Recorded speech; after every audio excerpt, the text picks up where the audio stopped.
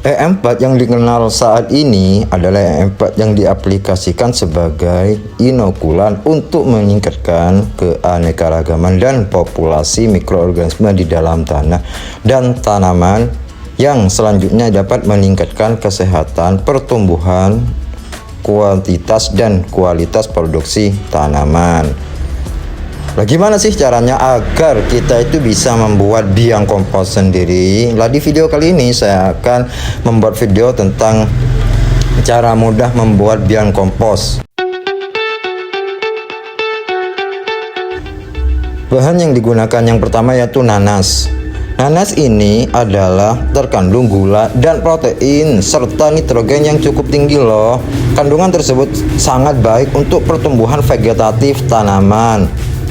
Sedangkan kulit nanas juga mengandung B3 yang dapat membuat tanaman menjadi lebih kebal terhadap penyakit. Dan selain itu, buah nanas juga mengandung vitamin A dan C. Selain itu, kalsium, fosfat, magnesium, besi, natrium. Dan yang kedua adalah Yakult ini memiliki bakteri Lactobacillus sp yang hampir sama bakterinya dengan E4. Dan yang ketiga adalah ragi tapai. Adapun ragi ini memiliki bakteri Azotobacter pediococcus sp. Dan yang terakhir adalah tetes tebu. Tetes tebu ini dihasilkan dengan hasil saringan pembuatan gula. Jadi sahabat-sahabat tani, kalau sahabat tani itu ada tetes tebu di rumah, sebaiknya menggunakan tetes tebu. Tapi kalau tidak ada tetes tebu, bisa menggunakan selain tetes tebu. Salah satu contoh menggunakan gula merah atau gula pasir. Terus yang ketiga adalah air cucian beras atau air leri. Air leri ini juga bisa digunakan sebagai POC untuk dijadikan bahan pembuatan POC. Ini untuk langkah pembuatan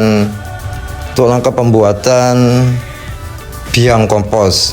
Jadi yang pertama, nanasnya itu dipotong-potong terlebih dahulu, dipotong-potong dadu. Atau sahabat jamur, apabila sahabat tani itu punya blender, alangkah baiknya untuk di blender. Tapi kalau tidak punya blender, itu dipotong kecil-kecil buah nanasnya. Untuk nanasnya ini saya butuhkan itu 1/4 kilogram atau 250 gram. Nanas ini juga memiliki kandungan protein serta nitrogen yang cukup tinggi loh. Karena nanas ini sangat baik untuk pertumbuhan vegetatif tanaman. Dan selain itu, kenapa itu kok saya tidak mengupas kulitnya? Karena kulit dari nanas juga mengandung B3 yang dapat membuat tanaman menjadi lebih kebal terhadap penyakit. Jadi sahabat tani, apabila mau membuat biang mikrobia, jadi alangkah baiknya nanasnya itu tidak harus dikupas kulitnya, karena dia juga berfungsi untuk memperkebal terhadap serangan penyakit. Untuk langkah kedua, itu sesudah nanas dipotong, barulah air leri atau air cucian berasnya itu dimasukkan. Air cucian berasnya itu cuma membutuhkan 1,5 liter atau 1,5 liter. Sudah itu tercampur secara merata, barulah itu diremes-remes ya, karena saya ini tanpa menggunakan blender. Jadi langkah baiknya kalau sahabat-sahabatan itu punya blender, itu di blender secara langsung ya. Itu diremes-remes sampai benar-benar agak hancur nanasnya itu tersebut. Atau lalu sesudah diremes-remes atau dicampur dengan air leri, itu barulah tetes dimasukkan pada campuran tersebut. Sedangkan penggunaan tetes tebu dalam pertanian ini yaitu dapat meningkatkan efisiensi penyerapan unsur hara dan meningkatkan aktivitas biologi tanah. Jadi ini sangat baik sekali apabila ini dicampurkan pada proses baik penggunaan POC maupun pembuatan biang kompos ini. Dan selain itu, kemudian Yakult itu dicampurkan juga itu sebanyak 1 botol. Kemudian itu diaduk lagi sampai benar-benar homogen atau sampai benar-benar menyatu dengan campuran yang lain. Nah, untuk tetes tersebut ini, cairan molase berfungsi sebagai sumber energi dan penyumbur bagi bakteri dalam proses dekomposisi untuk menghasilkan pupuk organik cair loh.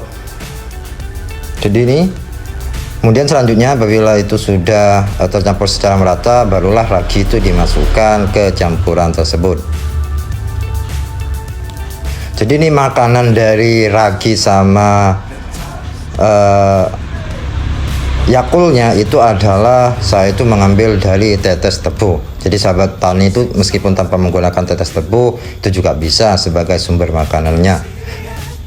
Jadi inilah bentuknya, dan ini tidak harus langsung diaplikasikan ya, ini masih ditutup, itu ditunggu selama 2 minggu pupuk tersebut, maka itu barulah bisa diaplikasikan pada baik pada kompos maupun langsung pada tanah. Jadi ini dibiarkan selama 2 minggu.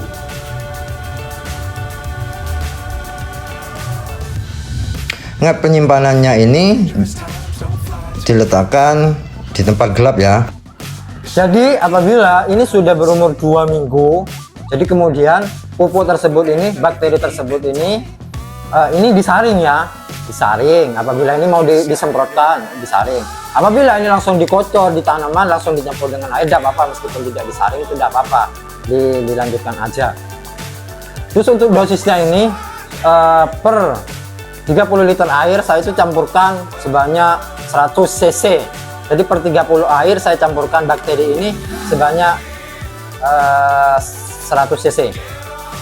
Jadi kalau sahabat jamur tuh bingung berapa sih mas 100 cc itu, 100 cc ini setengahnya botol aqua kayak gelasan kayak gini lah, itu setengahnya itu sudah cukup.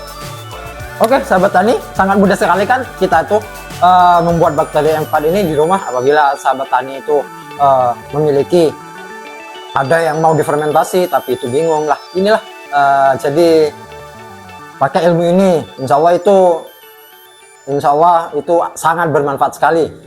Oke sahabat tani, semoga ilmu ini bisa bermanfaat untuk sahabat-sahabat tani dimanapun sahabat tani itu berada. Sampai jumpa di video saya selanjutnya, masih dalam dunia pertanian. Salam pemuda tani.